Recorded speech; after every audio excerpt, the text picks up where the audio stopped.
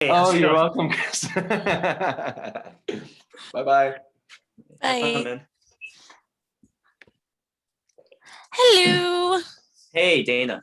Hello. It is a pleasure to see you. Uh, this was fun. I really, really loved how this whole thing came about because usually it's like when you're like superheroes and there's a little bit of I don't know, and then you're like, oh no, it kind of really it works out, and it's really good, and it kind of pays for me. It kind of pays like homage to what we see in the classic superhero stories, as well as it really has a grounded story that is very relatable. So overall, I was wondering, what was it through this project that you really wanted to attach yourself to and you really loved about?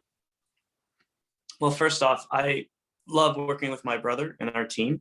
Mhm. We've done multiple projects over the years. So, of course, anytime my brother's directing a film and he wants me to be a part of it, I'm 100% on board. But in terms of the story, it's like you said, it's cool. It has these superpowers, but it has also this Mhm. grounded story about it. And it's not like it is out there in terms of like powers and effects, but it's not too um, over the top, I guess you could say. It's Right. still kind of like a darkish world. And for me and my character, David, it was so much fun to play somebody that is just direct on one goal, one mission, and has no, human emotion, empathy, sympathy, fear, anger for anything. So, And just, oh, sorry. no, go ahead.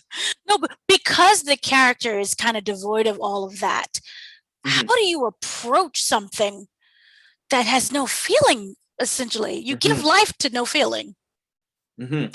Yeah, for me, the way I approached the character was through movement. So embodying a certain type of movement, like that's how I found the character. How would he move?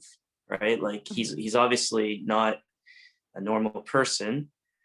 So maybe I related it to an animal. So I tried to figure out like, okay, what kind of animal would he move like? How would he hold his shoulders? How would he hold his chest? Like, what is he? He's essentially, an ultimate being. So that really helped me discover the character, and then just being solely focused on what he was doing. And in my mind, in David's mind, what he's doing is right. He was wronged. He was taken from his home, Right. and all he's trying to do is go home. And the way to go home is to do A, B, C, D, E, F, and that's it. And that's all that matters. So, in his mind, do you think that he views himself as the hero? I don't know if he views himself as a hero because I don't think he associates, what is a hero and what is a villain. It's Mhm. more about what do I want, and I'm going to do what I want. Right. Like consequences, like life and death isn't like you know a theme for him. In Mhm. where he comes from, there is no life and death. Everything's infinite, Right. infinite life, right? So it's not like there's nothing about life and death for him. He can't die, or at least he doesn't. I don't want to spoil it too much, but obviously he learns more about the world and things and that as he goes through. But simply, I do believe like he kind of feels a victim in a way as well, and that's Right. why he has no remorse or sympathy for the people he hurts Right. along the way. Mhm. So, what would you say through his journey would be his best and his worst qualities? Um, I think I guess we could start with worst qualities because he has a lot of bad things. Um, his worst qualities is just not understanding of life, I guess, Mhm. and how precious it is until later in the end of the film with like, what is this? This is what people experience. This is pain. So it's kind of like that ignorance to that. And then his best quality, I think, is just his drive and determination. So, You do you know, feel that the worst quality it kind of benefits his best quality because of his drive? He's unable to understand things how we do as regular humans, which makes him more driven. Absolutely. Yeah. So they go hand in hand. Yeah, definitely. In a way, yeah. So Mhm. I was wondering, through this whole movie process, is there a particular moment or particular scene that, as you're reading, you're really proud that it actually came out when you see it on the screen? Yeah, I was really proud of the sequence in the forest Mhm. where David is fighting five of the soldiers, and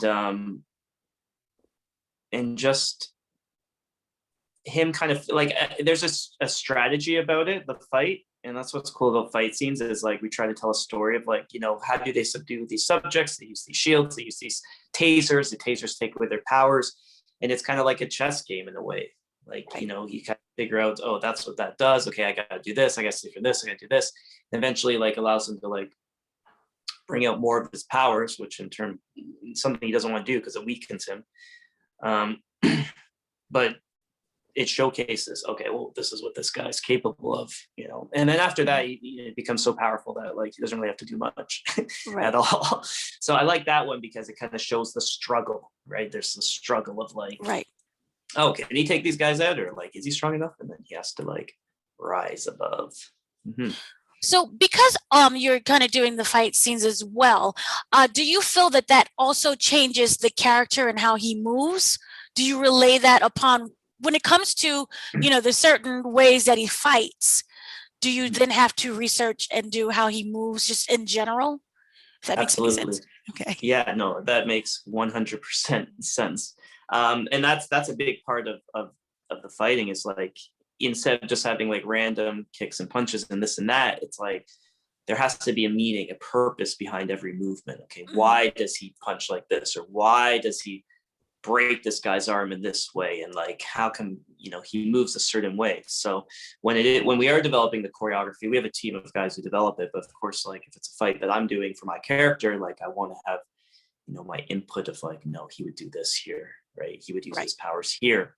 He would have never let them get this close, right? And this is it's because there has to be that mental thought and Right. strategy. Mm-hmm. So lastly, if you could describe Enhance using just 3 words, what would you say? I would say I would say action, sci-fi, anime. I like that one. That's very good. That's a good one. Thank you Yeah, so much for speaking with me. no problem. Thanks, Dana. Thank you. Have a good day. You too.